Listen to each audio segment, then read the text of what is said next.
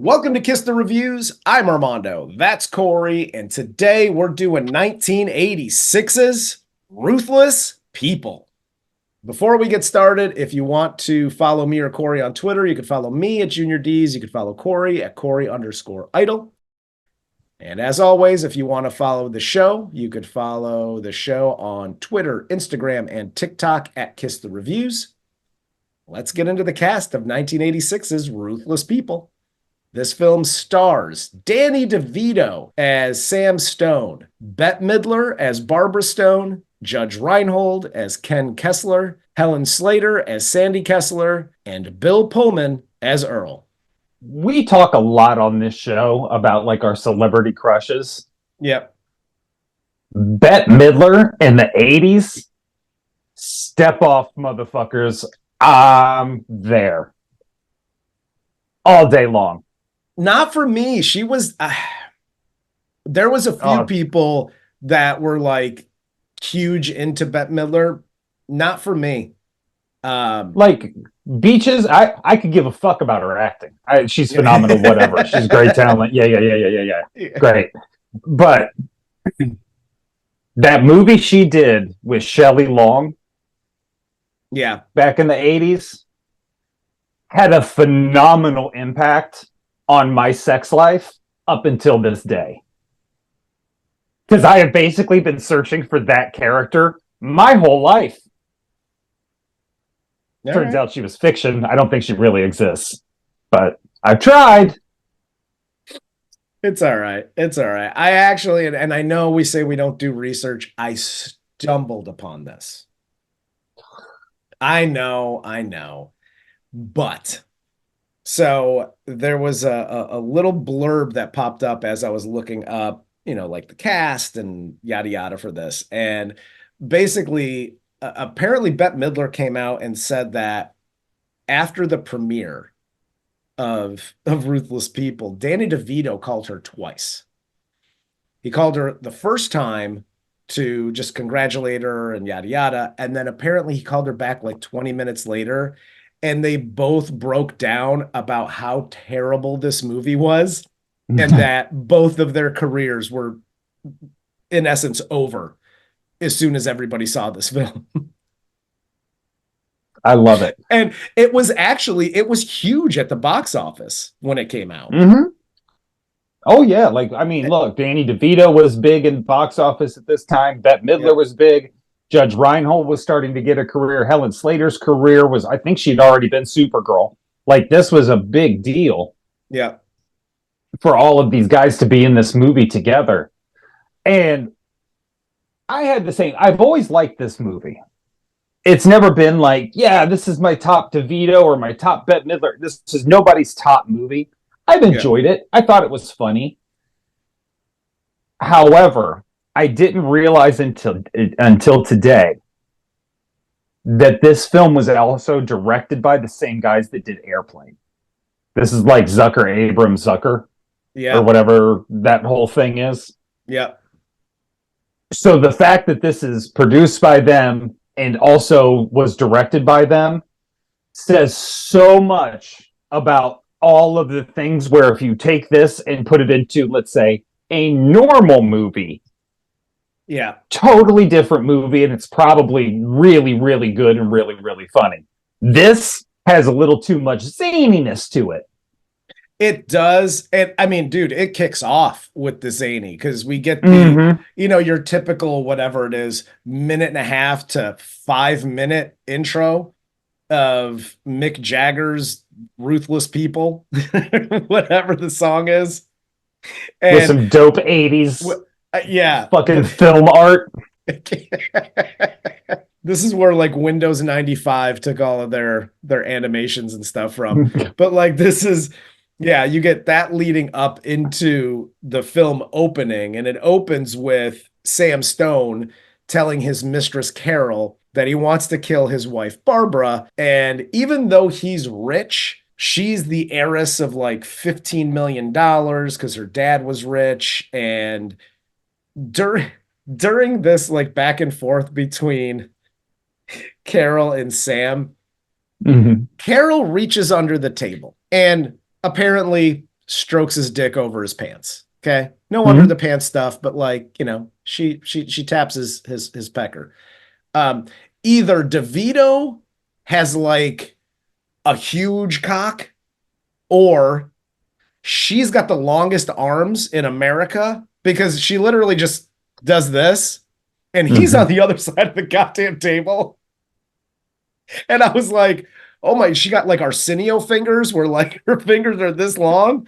I was like, how the hell is she even touching his dick? I think this is one of the situations where Danny DeVito was like, okay, look, we did the whole short thing in Taxi, but now we're in the 80s and we're all pretending like Tom Cruise is a normal sized person. So we're going to do the fucking same thing with me. Okay? When she reaches under the table, my dick's midway under the table because I'm a normal sized guy. Fucking period. Sound good? Sound good. Danny DeVito's in your film now. Dude, a That's how you normal do sized that. guy. I don't think Shaq's dick is that big where it would like cross halfway through the table. Like, First up, Shaq's dick is the hammer of Zanzibar. That thing is a monster. Hell yes. Don't disrespect Shaquille O'Neal's penis. never. It is to be I'm trying to think of a way that's not going to get me beat up by Shaq to describe it. It's all powerful. It's fair enough. So he goes home here and he's got like his bottle of chloroform, but he can't find Barbara. He's chasing after the dog. And then he gets a phone call from an anonymous person who tells him that they've kidnapped Barbara and they want a ransom or she's going to be killed. And they also say, no cops, no media, or we'll murder your wife. And immediately he calls the cops. He calls the media. It's on the news. It's so fantastic. This, All of his reactions through this one, it is total Danny DeVito. Like this is Danny DeVito's character in basically every movie, and that's not to say he plays the same guy because he doesn't. But this is like what you expect to see when you see Danny DeVito. And for you younger kids who only know Frank Reynolds, go back and watch his origin story here in Ruthless People because. yes. I mean, dude, he's fucking Frank Reynolds pretty much through this whole movie. Absolutely. That's all I kept thinking about throughout this whole movie was Frank Reynolds and Dr. Toboggan. Like, that's all I kept thinking about. Mantis Toboggan. Dr. Toboggan. Mantis Toboggan. We then get a shot of the kidnappers. It's Ken and Sandy. They're a poor married couple, and apparently years earlier, Sam stole a fashion idea, the spandex miniskirt from Sandy, along with like their life savings to help market it and yada yada. So that's where Sam made all his money, by stealing Sandy's fashion ideas. And this brings up an interesting question about stealing. Because didn't Sandy essentially steal from the person who invented spandex and the person that invented miniskirts? You know what I'm saying? It's all semantics at this point. Listen, this is why I always say this, and I'll do it in this style. Corey's life lessons. Hi, kids. Uncle Corey here. So you've come up with $1 million idea. Shut the fuck up and keep it to yourself. Copyright it, patent it, do what you got to do to protect it. Then tell everybody. Tell the world and beg somebody steals it, because that's how real dickheads make their money, is just suing the shit out of everybody that says Merry Christmas or sings Happy Birthday on it. So, absolutely. Protect yourself. Until then, shut your mouth. Nobody needs to know how fucking smart you are or your genius idea. It's not important. The money is important. Yep. And if you don't believe me, just listen to the way Armando says poor. Because I say it poor. Poor. Armando says poor. Like there's a W and a couple more O's in there. Like there's disdain and disgust when he says that word. Is it possible this story is true? Yes, it is. I've been a poor. It's not fun. I'm disgusted with it. Okay. It is pretty bad. I don't ever So want I've to go heard. back. I don't ever want to go back. So we cut to his mistress Carol, Sam's mistress Carol, who is planning to blackmail Sam with her boyfriend Earl by recording Sam killing his wife and dumping the body. And instead, Earl records someone having an affair. He thinks it's Sam actually in the process of murdering his wife. He records it and takes it back to Carol, and nobody watches they start to watch it. And okay, here's the let me just do it. Don't do that. We'll just get this one out of the way. Don't do that, it's not good for you. Hi, I don't know, mistresses and couples. Well, you're trying to blackmail somebody, right? So you hire a guy who's obviously a moron, like Earl. Double check his work. Just double check his work to make sure that the moron that you know is a moron got the job done, right? They go, don't do what they do, and they're like, "Oh, you got it. Well, let me take a look at this tape." And she watches 2 seconds of it, and then is like, "Oh, I can't with the noises and things." Cool. Go all the way in. Don't dip your toe. Watch this till completion, literally, and you'll know. And by the way, you know within the first 3 seconds that it's not Danny DeVito. It's a 6 foot tall fat white guy in the goddamn car. Yeah, this along the lines of your don't do that. If you can't stomach watching the murderer you're about to blackmail do murdering, don't blackmail the murderer. That's fucking insane. You're in way over your head if you are literally puking and almost getting sick 2 seconds into a fucking viewing of the tape. Yes. Get out of this game. It's not made for you. Yeah. That said, Bill Pullman, President Eagle Eye Fighter Pilot Thunder Thighs from fucking Independence Day, playing this character, this dumbest shit Miami Vice reject, is so fucking fun. And this is the best part about our job, is going back and watching these movies and seeing these massive stars in these little itty bitty roles just nailing it. And that's what I mean. Like, you don't think of Bill Pullman as a comedic actor. Yeah. And he is so fucking funny in this movie. He's great. I mean, this is basically, he just did an impression of Raising Arizona. That's what this character reminded me of. I knew that.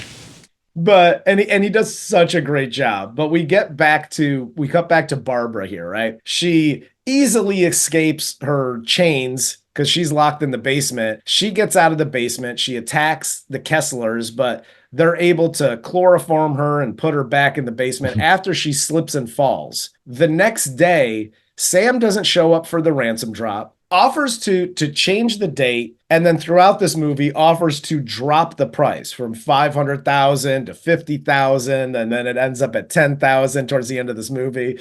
And Judge Reinhold, I loved Judge Reinhold back then in any of these movies. I love him to this day, and he plays that role because it's very similar to the Beverly Hills Cop role. And he plays that position so well, and I love him in it, and he's hilarious doing it. Oh yeah, Judge Reinhold is kind of like what a utility player in baseball. Yeah, like he can play the position you need him to play, and he'll get you a couple base hits and some relief for some guys that need a rest. He is a great supporting actor. Supporting actor. Absolutely. Not big on any of his leads. You were correct. Without watching this tape, this is where, Carol sends it anonymously to Sam. Sam watches it, and it's basically a porn. And he calls Carol to tell her that he knows it was her who sent the tape, and he's going to do the same thing to her. And she gets freaked out here, like he's going to kill her. And by the way, I'm not even going to do it. Don't do that. But if you are going to blackmail somebody, use a typewriter, go old school and cut big letters out of a magazine. Don't write in your handwriting that they obviously know who the fuck it is. Oh my God, it's so great. I'm just everybody here just not knowing what the other person is talking about, all the innuendo being thrown around. Yeah. And like we're halfway there, but nobody actually saying what they really want just leads to this classic chaos, which is where I think actually having the guys from Airplane be here Yeah. was a good thing. Because Yes. having this be chaotic and everybody going this way and that, just it being a mess. And then, of course, the tape making it to the police because she wants the mistress wants to protect herself. So she mails the tape to the cops. And it just so happens to be the police chief that's banging a hooker in the car that they videotaped. So now he's being blackmailed. Dude, it's just, it is fantastic. This is like taking Hitchcock's North by Northwest and putting a fucking red nose on it.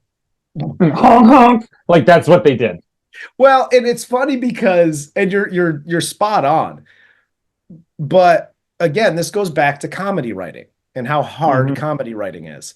There's a lot of movies, especially in the 80s. There was a lot of this type of, and then, but then this, and then, and if it's done right, like again, this isn't the greatest comedy, but it's a good movie.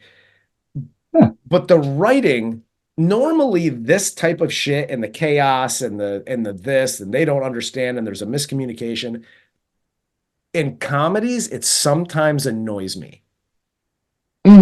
Because it's not done well enough. But here, again, I was entertained, it was funny, and they did it in such a way that like makes you laugh throughout. They did it and wrote it right. And going back to, you know, the airplane of it all, that's kind of why. That's what these guys do. No, exactly. And I mean, again, I don't think anybody was like, oh, Danny DeVito and Bette Midler, this is going to be Richard III. No, it wasn't. Not ever. Yes. Not ever. This is exactly what it intended to be, which was just taking a piss on these kind of... It's the same thing as Throw Mama from the Train. Literally the exact same kind of series of unfortunate events that leads to misinterpretations, that leads to the chaos, where all of the funny is built in. Exactly. Crisscross. It's... Yeah, and I mean, when you said, you know, a lot of times it doesn't come off correctly, that's usually because the writing isn't great. And I'm not, by no means am I being like, my comedic class of writing starts tomorrow. It doesn't. But I know what good writing looks like and bad writing looks like. Yeah. And somewhere along the lines, a lot of the times, it just seems like convenient plot devices in order to get you to your next skit, not an actual plot. Yeah. Whereas this, inside of all of this mess and this chaos and these different scenes, it has a flow to it. It doesn't seem like we're watching SNL. Yeah. The cops here then start investigating Stone, and they find evidence that he was involved in his wife's murder. Sam then gets arrested and now has to get his wife back to prove his innocence. We then cut back to the Kesslers, where Barbara has been working out in the basement. She's lost 20 pounds. Sandy gives Barbara some of her designs to try on. And as they talk, Sandy tells Barbara that Sam refused to pay the $500K, the $50K, and now the $10K. So now Barbara's immediately pissed at the whole thing. Because the funny part about this from Barbara's character standpoint is she thinks her husband still loves her and they have a really great relationship. And then, you know, he's obviously going to pay. And when they're having this back and forth and she was like 500,000, she's like, well, you know, what's the holdup? That should be fine. She's like, well, he refused to pay that and the 50 and the 10. And Barbara's reaction is what my reaction would be, where she was like, I'm the Walmart of like kidnap victims. Yeah. Yeah. The kidnapped by Kmart. It's so fucking such a good line. But then Sandy decides to let Barbara go here after she tells Sandy that they're going to go into business together and she's going to take Sandy's fashion designs and they're going to send them worldwide. Yeah. Corey's life lessons. Hi, the Standys of the world. Uncle Corey here. So you got burnt once. You came up with a great idea. You told the wrong guy and he took it from you. It happens. And that sucks. What you don't do is make the same fucking mistake again. Here's all my great fashion designs. By the way, kidnap victim, you're free to go because you said we're going to be best friends and in business together. Yes! Yes! Dude, if I'm Judge Reinhold, I'd come home and shoot my fucking wife dead center. Oh, yeah, because he's... Good night. Yeah, because he's like, yo, we got to get the hell out of here because, you know, we'll dump her off and we'll head to Mexico. We'll live there for a few years until everything blows over and whatever. And she's like, oh, I let her go. She saw my designs. We're going into business together. And Judge Reinhold's reaction is the correct one. He was like, what the fuck did you just say? You didn't let her just run right out of here, did you? Yeah! Oh my God! Why not? But then they get the knock at the door and it's the cops. But they're looking for, we get this other story where there's a serial killer on the loose who's killed like 12 people. And it looks kind of like Judge Reinhold. Yeah, low rent Richard Ramirez was a weird part of this story to bring in for no reason. It's literally, okay, so this was what you were talking about earlier. This is just so you can tie everything up at the end. That's literally it. That's literally the only reason it's here, because it did seem incredibly odd, again, until the very end. It seemed super odd that this was even a plot point, that there was like a serial killer on the loose who kind of resembled Judge Reinhold. You were right. This and the dog are the two parts where I'm just like, really? The dog finds the chloroform to alert the cops. Like, okay, like I get it. It's funny. I hate you, dog, and the dog hates you too. But also, it's a fucking dog. I'm pretty sure if you shoot a gun at a dog, it's not coming back to pee on your fucking carpet or to find chloroform. It doesn't join the fucking mystery machine and Scrappy-Doo. Like, this is ridiculous. By the way, this was the mid 80s. Okay. Mm-hmm. I'm pretty sure, like now, if you were to do anything to a dog, your life's pretty much over. They'll treat you like you murdered 12 people. Back in the 80s, there were literally no rules when it came up to animals. Most people in the 80s kept their dog chained to like a cinder block in their backyard. Like, you could have taken this poodle and just dumped him at the local like dog shelter or whatever. Like, that's literally or your garbage disposal. Or that.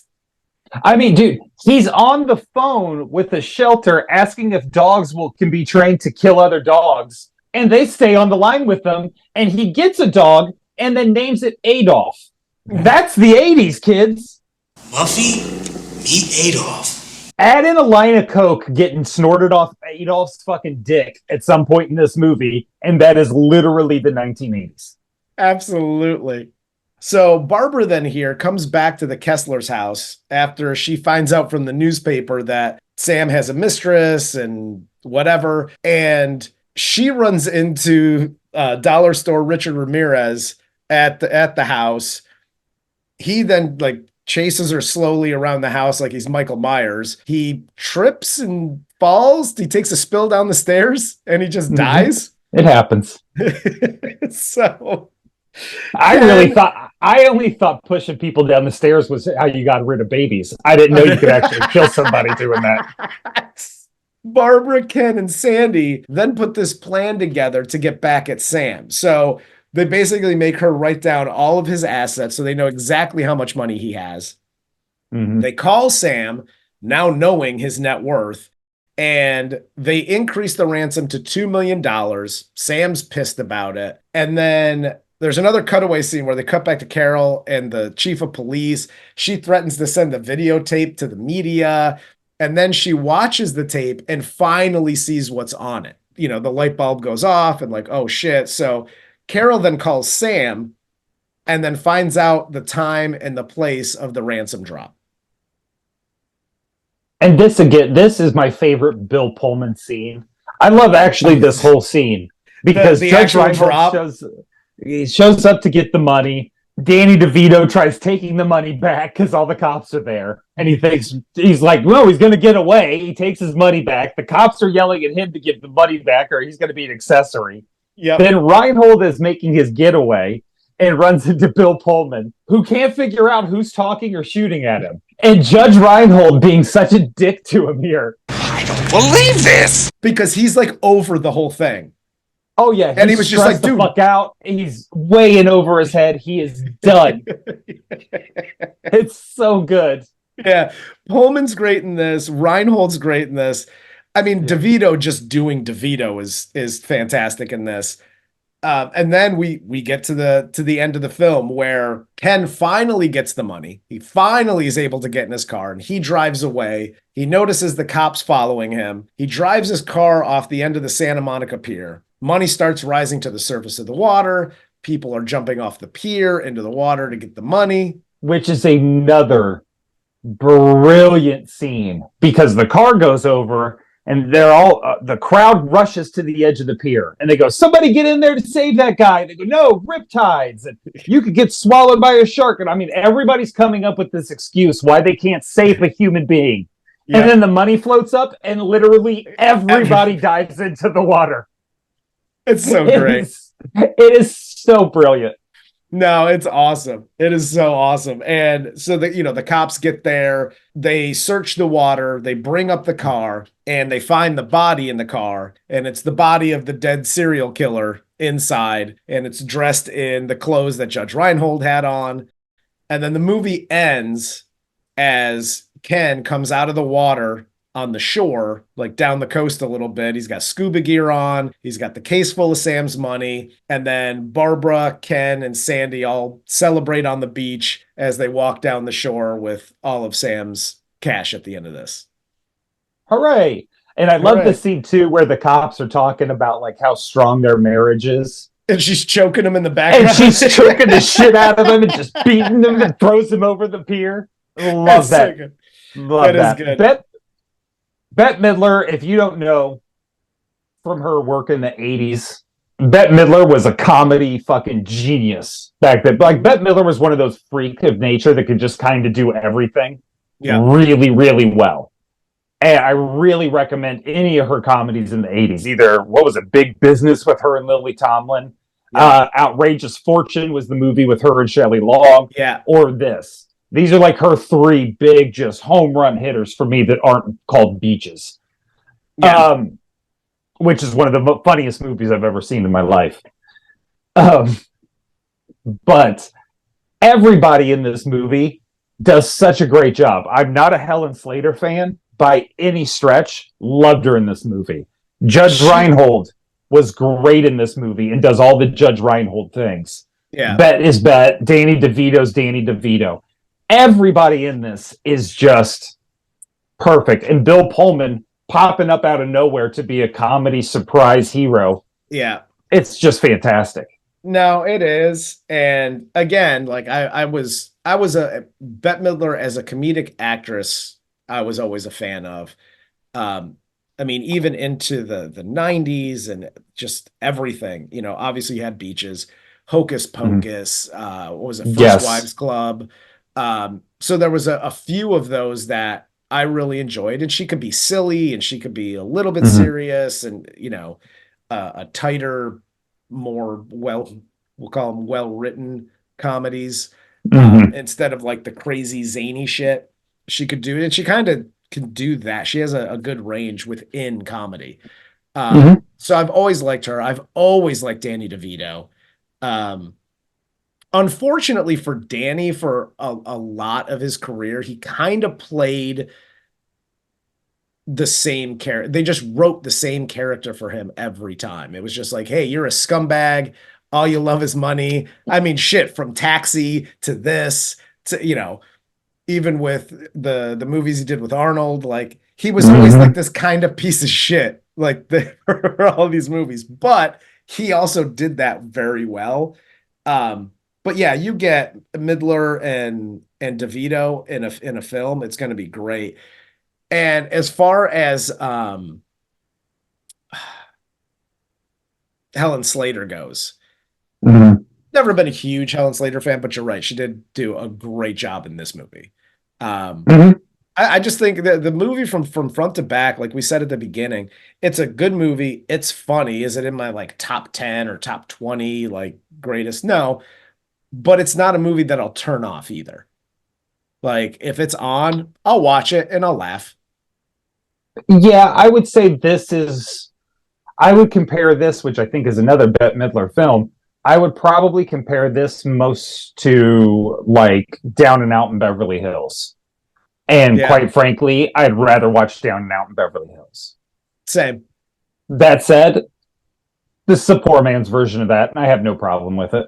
No, not at all. I mean, it's a good time if for those out there that haven't seen it. Mm-hmm. It's a good time. Tune in. I think this is on Amazon. I had to rent it on Amazon, I think. But Yeah, we're some renting ass fools. we Amazon, by are. the way, with the movie suggestions you guys have given us, and a lot of them we have to rent on Amazon, totally fine. That's why PayPal exists. It all works out. But my like prime suggested for you is all over the fucking map. You guys have fucked my list up. Dude, my the algorithm for my recommendations is a mess.